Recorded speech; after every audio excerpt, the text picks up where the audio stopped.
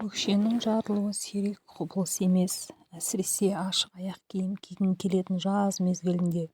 Дене салмағы толығымен аяққа түсетіндіктен өкшеге де біраз күш келеді. Арнайы күтім жарылудың алдын алып, кейбір нұсқаулықтар жараның тез емделуін қамтамасыз етеді. Өкше неге жарылады? Өкше түрлі себепке байланысты жарылады. Теріге қажетті дәрумендердің жетіспеуі, дұрыс емес аяқ киім, эндокриндік аурулар, дерматологиялық аурулар немесе қышыма қотыр, аяқтардың ұзақ уақыт бойы жоғары температурада болуы. Көптеген жағдайда өкшенің жарылуына авитаминоз себеп болады. Ыңғайсыз немесе дұрыс таңдалмаған аяқ киім де мәселе тудырады. Күн жылда қыздар вьетнамка және босоножкаларға өтеді. Бұдан өкше әрдайым ашық болады. Температуралардың өзгеруіне үйренбеген терінің мүйіз қабаты қатайып, жарылуға әкеледі. Бірақ өкшеге қауіп тек жазда ғана емес, қыста да төнеді. Қыста жылы аяқ киім, әсіресе синтетикалық материалдардан жасалғандар теріге ауа жібермейді. Нәтижесінде тері құрғайды. Мұндай ортада ауру тудыратын бактериялар тез көбейеді. Олар ұсақ жарықшақтардың арасына орналасып, үлкен мәселелер тудырады. Демалыс кезінде ыстық құмның үстінде жалаң аяқ жүгіріп, ұзақ уақыт көлге шомылсаңыз да өкшеңіз жарылып кетуі мүмкін. Егер дәрумендер қабылдап, аяғыңыздың терісін күтіп жүрген болсаңыз, ал өкшеңіз бәрібір жарылатын болса, онда дәрігерге қаралған жөн. Кейде мұндай зақым зат алмасудың бүлінуінен, мысалы қант диабеті немесе гипотериоздың салдарынан болып жатады. Ауруды асқындырып алмау үшін дәрігерге баруды тез қолға алыңыз. Және де өкшенің жарылуын емдеу үшін, одан әрі қарай қосымша ақпарат алу үшін каналға тіркеліп, қоңыраушаны баса кетіңіз. Өкшенің жарылуын емдеу. Жарылған өкшені емдеудің көптеген тәсілі бар. Бірақ бәрінің басты мақсаты қатқан теріні жұмсарту. Мұны аяқты ыстық суда булау арқылы қол жеткізуге болады. Және кеуектас арқылы қырып тастау тез қалпына келтіру үшін бірнеше күн бойы шипалы компресс жабыстыру керек. Немесе жатар алдында аяққа майлы крем жағып қою қажет.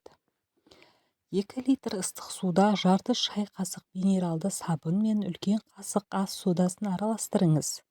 Аяғыңызды осындай ваннада 10 минут ұстаңыз. Кейін кеуектаспен жарылған жерін ақырын үгітіңіз. Жалпы мұндай процедураны аяққа зиян тигізіп алмас үшін маманнан кеңес алып жасаған жөн.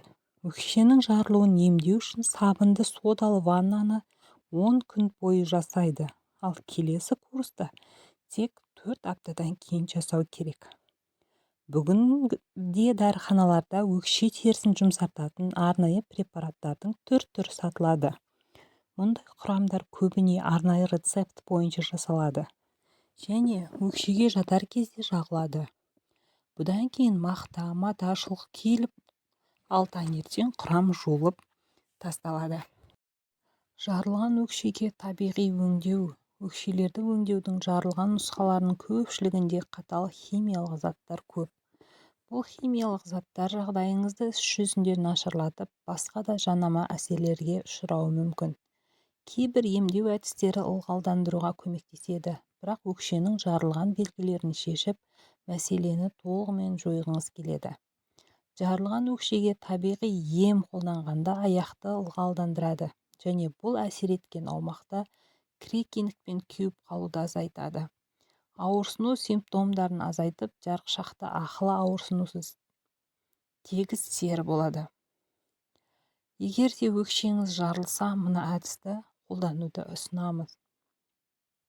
Өкшеңіз жарылса, біз сіздерге пайдалы әрі үй жағдайында жасалатын күтім түрін ұсынамыз.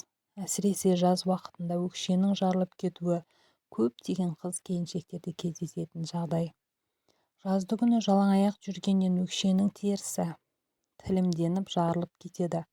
Оның қараған көзге оғаш көрінгені былай тұрсын, денсаулыққа тигізер зияны да көп. Тілінген қиылған жерлерден қан жолдарына инфекция кіріп, түрлі ауруға шалдығу қаупі де жоқ емес. Сондықтан егер өкшеңіз жарылса, төмендегі масканы жасап дереу емдеуіңізге болады. Қойдың құйрық майы мен сәбіз. Орташа сәбізді қабығынан тазартып, ұсақ көзді үккіштен өткізіңіз. Оны 1/1 көлемінде еріген майға салыңыз. Сосын осы қоспаны баяу отқа қойып 1,5-2 сағаттай қайнатыңыз. Дайын болғанда сәбізді дәке арқылы сүзіп алыңыз. Тек майды ғана ыдысқа құйып суытып алыңыз. Осы жақпа майды күнделікті ұйқыға жатар алдын сәбіз бөліктерін жинап алу үшін дәкенің қасықшасын пайдаланыңыз, немесе дәке арқылы сүзіңіз. Қалған майды шыны ыдысқа құйып суытыңыз. Осы маймен өкшеңізді майлап, үстінен пленка қойып бинтпен орап тастаңыз. Майлаудан алдын әлбетте өкшеңізді жылы суға салып, теріңізді біраз жібітіп алыңыз. Келесі түрі пияз. Жарылған өкшеге арналған жақсы құрал пияздан жасалған жақпа. Оны дайындау үшін табаға 1 стақан өсімдік майын құйып қыздырыңыз. 2 бас пиязды қабығынан ашып тураңыз. Туралған пиязды табадағы қызған майға салып қызарғанша қуырыңыз. Сосын пиязды сүзіп тек майын қалдырыңыз. Сосын балауыздың бір бөлігін свеча ыстық майға салыңыз. Жақсылап араластырып, салқындаған соң тоңазытқышқа салыңыз. Осы қоспамен күн сайын жарылған өкшеңізді майлап, сыртынан жұқа шұлық киіп жүріңіз. Күндіз жасасаңыз 2 сағат демалып жатыңыз. Мүмкіндігінше ұйқыға жатарда жасаған дұрыс. Себебі ұйқы кезінде тері өзіне жақсы сіңіреді.